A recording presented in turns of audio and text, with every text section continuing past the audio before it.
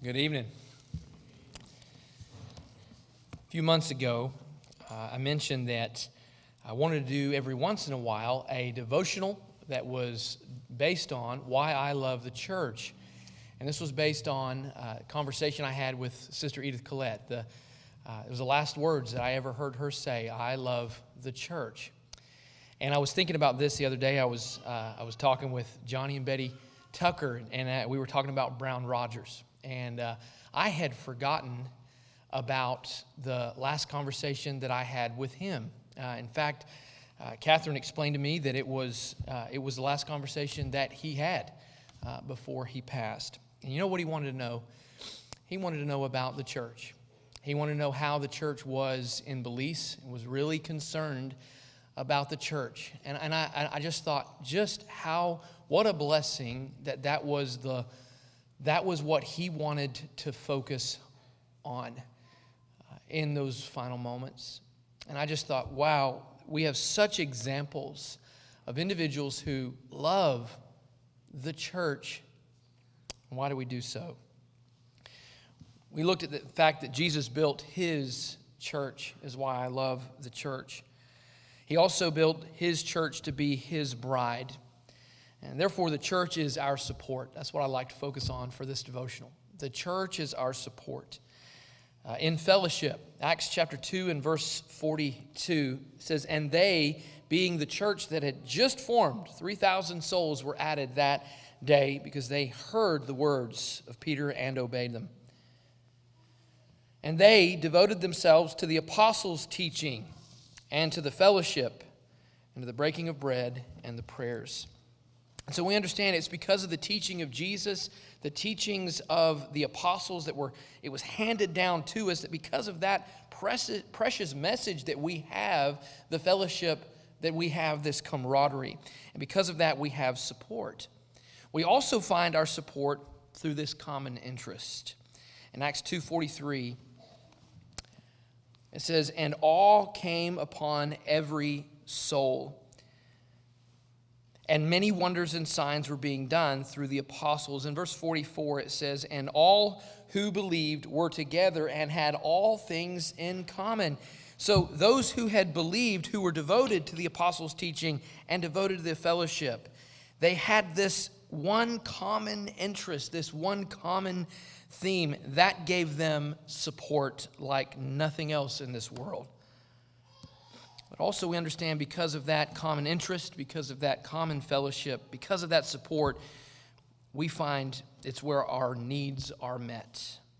Acts 2:45 beginning, it says, and they were selling their possessions and belongings and distributing the proceeds to all as any had need.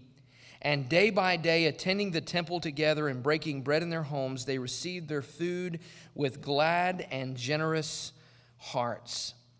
And here in verse 47, we also find support from the church because it's where we praise God together.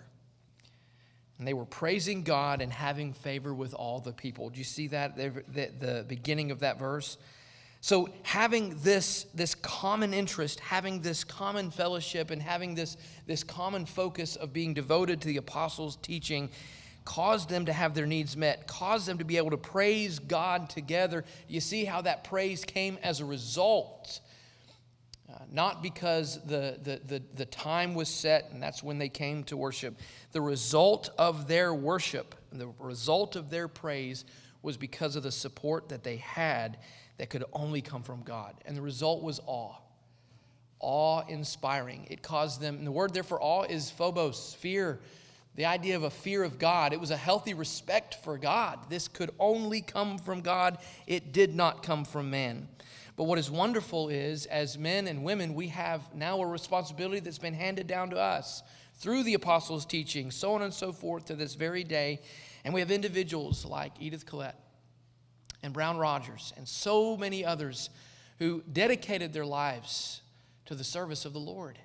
And that because of their support, if you will, because of their focus, that gives us the greatest support. It gives us the greatest understanding of why we're continuing doing what we're doing. It's where our praise for God comes. And the last one is at the very end of verse 47. So they were praising God and having favor with all the people. It says, and the Lord added to their number day by day those who were being saved. So we understand that the church is our support because it's where we find our salvation. And the world doesn't understand that. The world says, give me God, but I don't want religion. The world thinks that there is a prayer that can be offered. I'm so thankful for Jeffrey's lesson last week. So often we could just say a prayer and we have our salvation, and the church and salvation is separated. It's not. We understand that they were added to the church. So the moment their sins were subtracted, they were added. And that continued. And that has continued to this very day, maybe this very night. Maybe you're here tonight and you're familiar with the teachings of the New Testament, but you have not made the decision to put Christ on in baptism. We have an invitation that's very similar to what was said in verse 40. And with many words he bore witness, save yourselves from this crooked generation. We have the example that they obeyed the words of Peter here. And so we understand that we have salvation and we also have the church, and they are one and the same. Maybe you are a part of the church, and we understand that because of this, we have this common interest. We have this fellowship. We have our needs met together. We praise God together.